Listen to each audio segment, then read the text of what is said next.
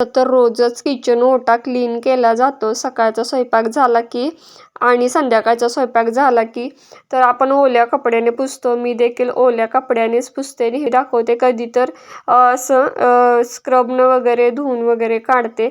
पण आज पूर्ण मला किचन ओटा क्लीन करायचा आहे. त्याच्यासाठी वरच्या काही चटणीच्या, आपल्या मिठाच्या बरण्या, मसाल्याच्या बरण्या, त्या सगळ्या मी खाली घेतल्या. सोबतच मिक्सरसुद्धा खाली केला. जोपर्यंत किचन कट्टा पूर्ण रिकाम होत नाही तोपर्यंत काय हे करावं वाटत नाही. किचन पूर्ण क्लिनिंग होतच नाही. तर इकडे मी पाण्यामध्ये लिंबू पिळलेला आहे. सोबतच त्यामध्ये सोडा, खडं मीठ म्हणजे मोठं मीठ आणि आपलं जे काय डिटर्जंट पावडर असते ते मी घातले आणि हे होममेड सोल्युशन बनवलेलं आहे. होममेड क्लीनर किचन ओटा क्लीन करण्यासाठी मी बनवलेलं आहे. तर इकडे बघा, ह्या कोपऱ्यामध्ये सगळं तेल वगैरे असतं आणि बऱ्याचदा तेल पण सांडतं घेताना आणि हळद, आपले तिखट, मीठ, मसाले, त्यामुळे हा कोपरा पूर्ण असा असं चिकट चिकट डाग धरल्यासारखे होतात. त्यामुळे म्हटलं पहिल्यांदा हाच क्लीन करून काढूया. घासल्याशिवाय काय पर्याय नाही. जे काय आता होममेड क्लीनर बनवलं आहे ते थोडा वेळ 5 मिनटं ओतलं त्यावरती आणि घासणीनं ते घासून घेतलं. तिथेच मेन म्हणजे बॅक्टेरिया, जंतू असतात ते क्लीन करणं अगदी महत्त्वाचं आहे आणि गरजेचं सुद्धा आहे. नाहीतर मुंग्या किंवा किडे वगैरे धरतात. त्यामुळे आठवड्यातून एकदा असं डीप क्लीन केलं की काय आठवडाभर बघायला काय लागत नाही. नुसतं रोज कापडाने पुसलं तरी आपला किचन ओटा क्लीन होऊन जातो आणि अशा पद्धतीनेच मी डीप क्लीन करत असते आणि नेहमी तुम्हाला दाखवते. तर कोपऱ्यामध्ये आणि ब्रशचा वगैरे मी वापर करून जे काय आता कोपरे वगैरे होते ते क्लीन केलेले आहेत घासणीने घासून. त्यामुळे सगळे चिकट पदार्थ निघालेले आहेत, जे काय लागलेले असतात डाग मसाल्याचे, हळदीचे वगैरे. त्यामुळे आता आपण तर ह्याच्यामध्ये पार्लरमध्ये जाऊन आपलं फेशियल करतोय, पण हे आपल्या किचनचं फेशियल पण करणं गरजेचं आहे. आठवड्यातून एकदा, आपण महिन्यातून एकदा जातो, पण हे जे काय किचनचं आहे ते रेग्युलर करणं गरजेचंच आहे.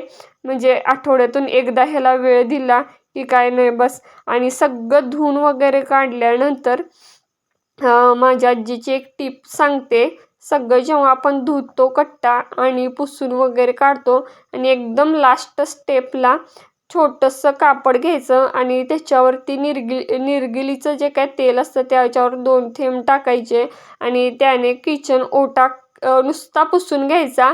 त्यामुळे मुंग्या वगैरे येत नाहीत आणि वास एकदम छान येतो. आणि आपला जो काय क्लीनर आहे तो होममेड असल्यामुळे लहान मुले जरी घरात असली, त्यांनी जरी किचनमध्ये काम केलं तरी त्यांना त्याचा काही बाधा होत नाही किंवा केमिकल फ्री आपला क्लीनर आहे. तर मी इकडे ओल्या कपड्याने लास्टला पुसून घेत आहे. त्यानंतर मग कोरड्या कपड्याने पुसून घेणार. म्हणजे एकदम चकाचक माझा कट्टा आज होणार आहे आणि संध्याकाळच्या स्वयंपाकाला सुद्धा मला छानच वाटणार आहे. तर हे कट्ट्याचं काम काढल्यामुळे माझी भांडी दुपारची तशीच पडलेली आहेत. तसं तर सकाळपासून भरपूर स्वयंपाक झाला माझा. त्याच्या अगोदर ती 3 वेळा चहा नाश्ता वगैरे झाला, त्यामुळे ती भांडी पडलेली आहेत.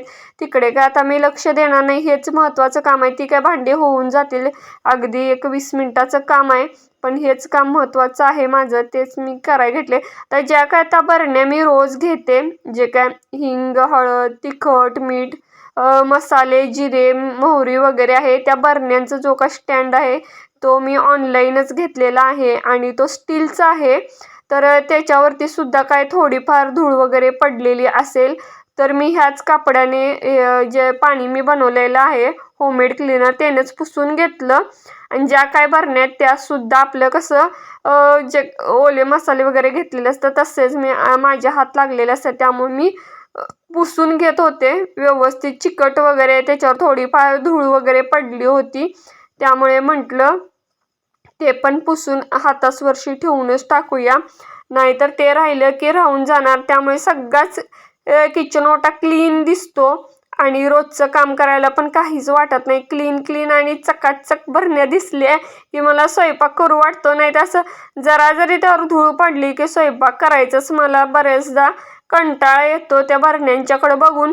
त्यामुळे आठवड्यातून एकदा जरी असं व्यवस्थित त्या भरण्या पुसल्या की काय प्रॉब्लेम नाही. जर का एखादं भरणी कमी करायची असली म्हणजे जास्त जिरे वगैरे नसले तर मी छोट्याशा काय करते भरणीमध्ये काढते आणि तो जो काय डबा असतो तो घासायला टाकते.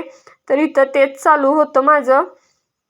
आणि जे आता नको आहे आणि जे पाहिजे आहे तेवढंच मला त्या हातात शेजारी ठेवायचे. तसं तर फक्त तेलाचा तुपाचा चहा साखर वगैरे असं बघा इथं खाली असं मी ठेवलेलं आहे किचनच्या इथे पायामध्ये सगळं जे काय साहित्य होतं ते मी ठेवलं होतं. तर हळूहळू ते सुद्धा प्रत्येक गोष्ट पुसून वरती ठेवते. ते जे काय आता मला पुसायचं आहे ते पुसून झाल्यानंतर आता ही जी काय चिनी मातीची बरणी आहे त्याच्यामध्ये मला खडं मीठ काढायचं होतं. ती बरणी ॲक्च्युली मी घासायला घेतली होती. त्याच्यावर सुद्धा असं चिकट चिकट झालं होतं म्हणून मग घासून व्यवस्थित क्लीन केली. आता थोडंसं मीठ ह्यामध्ये राहिलं आहे तर राहू दे म्हटलं, आता संपून पण जाईल आठवड्यात. मोठं मीठ सगळ्यातच मी वापरत असते त्यामुळे. आणि कसं ह्याच्या बरणीमध्ये चिनी मातीच्या बरणीमध्ये मीठ ठेवल्यानंतर म्हणतात समृद्धी घरात नांदते असं म्हणतात. म्हणून मी शक्यतो चिनी मातीच्या बरणीमध्येच हे ठेवते खडं मीठ. तर ती सुद्धा बरणी भरली आणि छोट्याशा ह्याच्यामध्ये भरून सगळं ठेवलं. आता जिरे थोडेसेच राहिले होते म्हणून छोट्याशा बरणीमध्ये ते सुद्धा भरून ठेवले. तर मीठ ओतायला गेले आणि मीठ पण सांडलं. परत एकदा कट्टा मी पुसून काढला. सोबतच माझा मिक्सरसुद्धा भरपूर असा खरकटा दिसत होता. तो सुद्धा त्याच क्लीनरने पुसून काढला मी. कारण मोठा स्वयंपाक झाला होता 2 दिवसापूर्वी जसं मी सांगितलं 15 माणसांचा. त्यामुळे तेव्हा तसंच वरवरचं पुसलं होतं पण एवढं त्याच्यावर सांडलं होतं मिस्टरांनी केल्यामुळं बरंचसं उडलं होतं. म्हटलं तर ते सुद्धा क्लीन करून ठेवूया. हे सुद्धा आठवड्यातून एकदा करणं गरजेचंच आहे. म्हणजे व्यवस्थित राहतो आपला कट्टासुद्धा आणि क्लीन राहतो. तर बघूया म्हटलं. माझ्या तर हातून कधी कधी 15 दिवसातून होतं किंवा महिन्यातून एकदा ह्या गोष्टी होतात. पण जसं जसं मी पुसत राहते म्हणजे क्लीन करते तसं तसं तुमच्यावर शेअर करतच असते आणि बऱ्याचदा शेअर पण करत नाही. चला मग इथेच थांबवते. कसा वाटला ते आजचा व्लॉग नक्की कमेंट करून सांगा. थँक्यू.